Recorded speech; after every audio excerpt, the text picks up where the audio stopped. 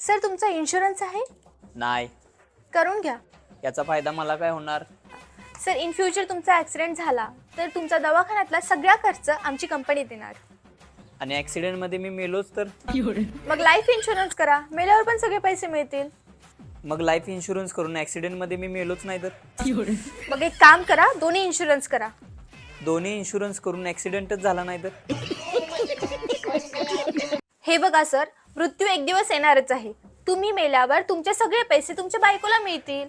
माझ्या अगोदर माझी बायको मेली तर?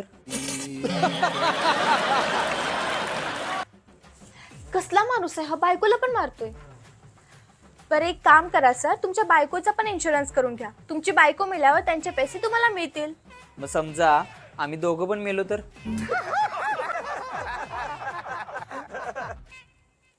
सर थोडा विचार करा, तुम्ही मेल्यावर तुमच्या बायकोला कोण सांभाळणार? माझं मोठं पोरग. सर एक काम करा, मला तिकडून तुम्ही ब्लॉक करून टाका.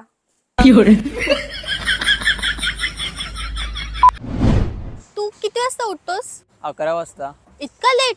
खूपच आळशी आहेस. मी आळशी नाही हो, माझी स्वप्न मोठे आहेत. बरं तू लग्न कधी करणार आहेस?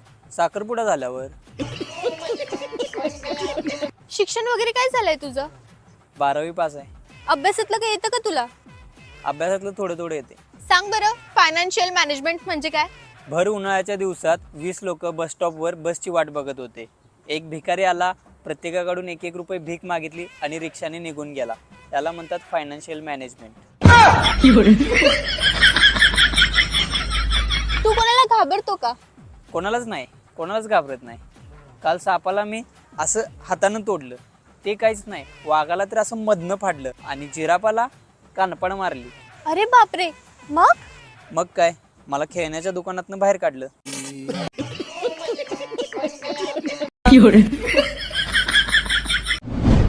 तुला कसा मुलगा आवडेल? मला कष्टाळू आणि अभ्यासू मुलं आवडतात. कष्टाळू आणि अभ्यासू? मी लई कष्ट घेतले. माझी परिस्थिती नव्हती. पावसाळ्याचे दिवस होते, पाऊस खूप पडायचा आणि त्याच्यामध्ये वीज पडायची ना, त्या विजेच्या उजेडामध्ये मी 4-5 धडे वाचायचो. नंतर पावसाळा संपला, आता काय करायचं? मग मी दगडावर दगड आपटून ज्या ठिणग्या निघतात ना, त्याच्या उजेडाखाली अभ्यास केलाय. पण मी अभ्यास आणि कष्ट घ्यायचं नाही सोडलं. नंतर अभ्यासाचा लोड इतका झाला की दगड आपटायला वेळ मिळत नव्हता. मग मी एक वही जाळली आणि त्याच्या उजेडामध्ये मी 5-6 धडे वाचून काढले. पण मी अभ्यास आणि कष्ट करायचं नाही सोडलं. नंतर वह्या संपल्या जाळून जाळून. आता काय करायचं? मग मी काजवे पकडले आणि बरणीमध्ये कैद केले आणि त्या काजव्याच्या उजेडावर मी अभ्यास केला. अरे मग एवढाच अभ्यासाचा शौक होता तर दिवसा अभ्यास करायचा ना. मग तू कॉलेजला का जात नाहीस? अगं एकाच शब्दाचा अर्थ प्रत्येक शिक्षक वेगवेगळा सांगतात. बायोलॉजीचं सर म्हणतात सेल म्हणजे पेशी, इकॉनॉमिक्सच्या मॅडम म्हणतात सेल म्हणजे विक्री, फिजिक्सचे सर म्हणतात सेल म्हणजे बॅटरी, इंग्लिशच्या मॅडम म्हणतात सेल म्हणजे मोबाईल फोन. म्हणून मी कॉलेजच सोडलं. जिथं 4 शिक्षकांमध्ये एक मत नाही तिथं शिकून काय उपयोग? खरा अर्थ तर तवा कळाला जेव्हा मम्मी म्हणाली सेल म्हणजे साड्यांवरचं डिस्काउंट. बरं तुला 10वीला किती पर्सेंटेज पडले? त्यावरून समजेल की तू अभ्यासात किती हुशार होता.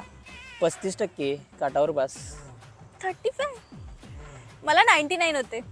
मला एक विचारायचं होतं, जहाजाचा शोध मुलांनी लावला, कॉम्प्युटरचा शोध मुलांनी लावला, बल्बचा शोध मुलांनी लावला, चाकाचा शोध मुलांनी लावला.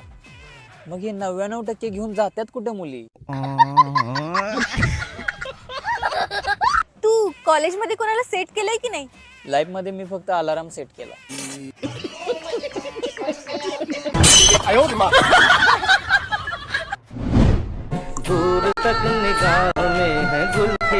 अरे आमच्या गणिताच्या मॅडम. नमस्कार मॅडम. नमस्कार. नमस्कार. अरे तू इथे राहतो? हो इथेच राहतो. बरं इथे भाजी मंडी कुठे आहे जवळपास? मी आता इथे राहायला आले. इथलं काय माहित नाही ना. इथून सरळ जा, 2 रोड दिसतील. एका रोडला एक्स माना, एका रोडला वाय माना.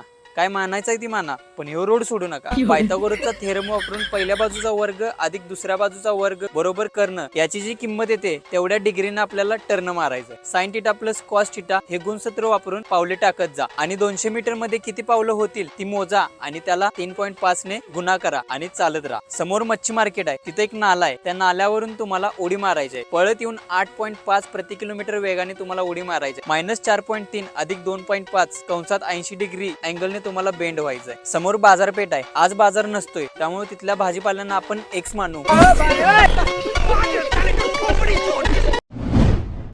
जर मुलांनो तुम्ही मन लावून अभ्यास केला तर तुमच्याकडे मोठमोठ्या गाड्या असतील, बंगले असतील.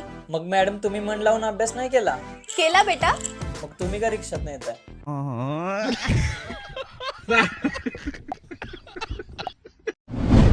बोल मुली, तुझी काय समस्या आहे? बाबा, माझा नवरा माझ्यासोबत खूप भांडतोय. मी असं ऐकलंय की तुम्ही आजपर्यंत लाखो लोकांची भांडणं मिटवली. प्लीज माझी पण मदत करा.